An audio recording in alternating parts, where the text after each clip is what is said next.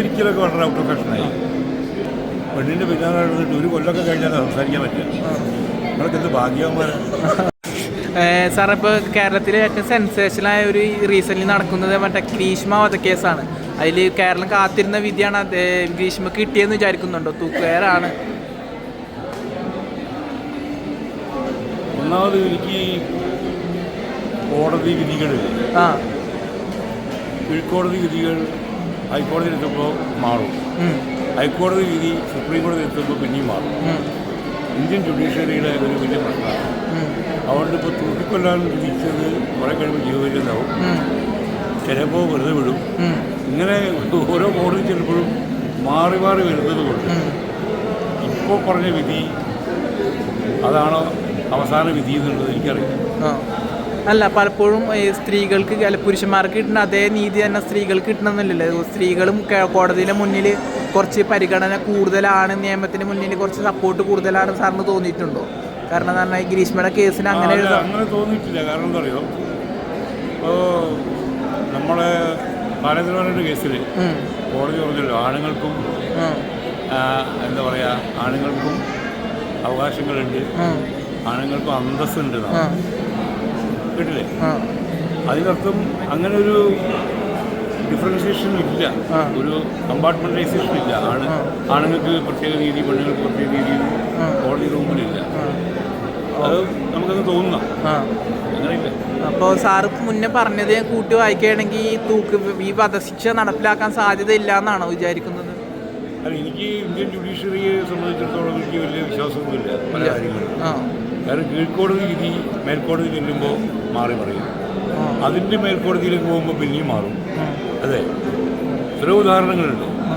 അതുകൊണ്ട് കീഴ്ക്കോടതി വിധി നടപ്പിലാകും എന്നൊന്നും അങ്ങനത്തെ ഒരു വിശ്വാസമൊന്നും എനിക്കില്ല. ഇത് കേരളമായതുകൊണ്ടാണോ ഇങ്ങനെ ഒരു?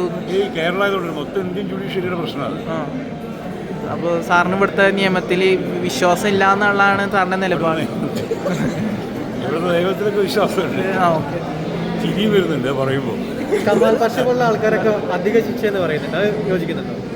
അല്ല, അത് ഓരോരുത്തരുടെ ഒപ്പീനിയൻ ഉണ്ട്. അപ്പോൾ അദ്ദേഹം എക്സ്പീരിയൻസ്ഡ് ആയിട്ടുള്ള ഒരു വെരികെട്ട ഒരു ജസ്റ്റിസ് ആയിരുന്നു. അദ്ദേഹത്തിൻ്റെ വ്യൂ പോയിൻ്റ് അങ്ങനെയാണ്. ജയശങ്കർ പറയുന്നത് വേറൊന്നാണ്. വ്യത്യസ്തമായ അഭിപ്രായങ്ങളുണ്ടാവും. ഇത് സിംഗിൾ ബെഞ്ചിൻ്റെ വിധി എപ്പോഴും ഒരാളുടെ വ്യക്തി എന്നുള്ളതിലേക്ക് ചുരുങ്ങിപ്പോകും എന്നുള്ള അഭിപ്രായം എനിക്ക് പണ്ടേ ഉണ്ട്. ഡിവിഷൻ ബെഞ്ചൊക്കെ ആകുമ്പം ഇതിൽ കൂടുതൽ ജൂറി ഉണ്ടാവും. അപ്പോൾ വ്യത്യസ്തമായ അഭിപ്രായങ്ങൾ വരും. മറ്റേത് ഒരാളുടെ മാനസികാവസ്ഥ, അന്ന് അയാളുടെ മൂഡ്, ഇതൊക്കെ വലിയ പ്രശ്നമാണ്.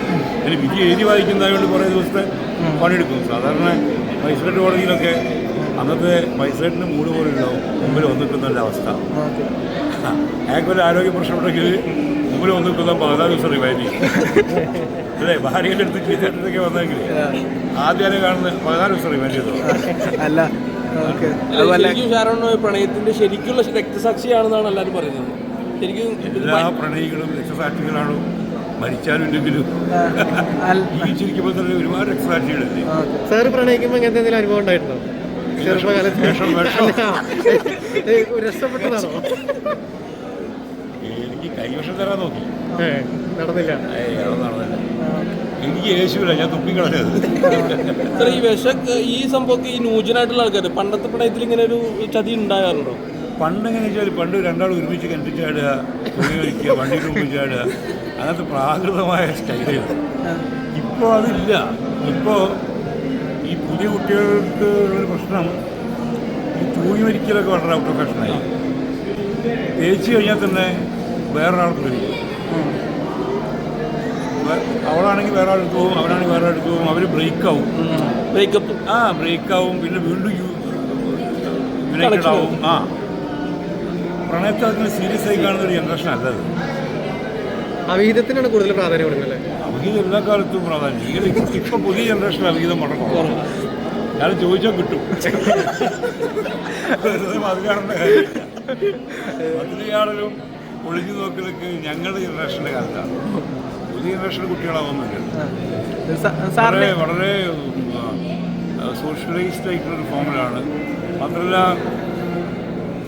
എന്തും സംസാരിക്കാവുന്ന ഒരു സ്വാതന്ത്ര്യം ഇരുകൂട്ടരും സ്വാതന്ത്ര്യമുണ്ട്. അവരുടെ ജെൻഡർ റെസ്പെക്റ്റ് ഉണ്ട്.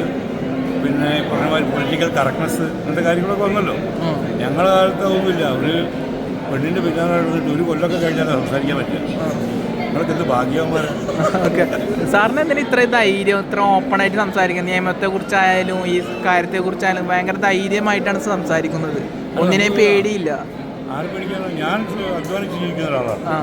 ഞാൻ ഒരാളെ മുമ്പിലും പോയി കൈ നീട്ടാറില്ല. ഒരാളെ മുമ്പിൽ അവസരം ചോദിക്കാറില്ല. എനിക്ക് പല തൊഴിലും അറിയാം. ഏതെങ്കിലും തൊഴിലെടുത്ത് ഞാൻ പഴിച്ചോളൂ. പിന്നെ ആകെ ഒരു ജീവിതമുള്ളൂ. ഈ ജീവിതത്തിൽ നമ്മൾക്ക് തലയുറങ്ങിട്ടും പേടിച്ചിട്ടും നമുക്ക് പറയാനുള്ളത് അടക്കി വെച്ചിട്ട് അത് ഒരു അസുഖമാണ്. മാത്രമല്ല നമ്മുടെ അഭിപ്രായം പ്രകടിപ്പിക്കാനുള്ള എല്ലാ അവകാശമുള്ള രാജ്യമാണ് ഇന്ത്യ രാജ്യം. നമ്മുടെ രാഷ്ട്രീയം പറയാം, രാഷ്ട്രീയക്കാരെ വിമർശിക്കാം. പിന്നെ ആരെയും സുഖിപ്പിക്കൽ എൻ്റെ കയ്യിലല്ല. എനിക്കറിയില്ല. പിന്നെ വലിയ വിനയാന്വിത മുന്നിൽ അതും എനിക്കറിയില്ല. അമിത വിനയം എന്തിനാണ് എനിക്ക് മനസ്സിലാവില്ല. പലപ്പോഴും ഈ ചിരി വരും, ആൾക്കാർ വിനയൊക്കെ കാണും. അവനവന് സെൽഫ് റെസ്പെക്റ്റ് ഉണ്ടെങ്കിൽ, സ്വന്തം അവനവനോടൊരു ബഹുമാനം ഉണ്ടെങ്കിൽ നമുക്ക് ആരും പഠിക്കേണ്ട കാര്യം. Okay, thank you sir. Okay, thank you.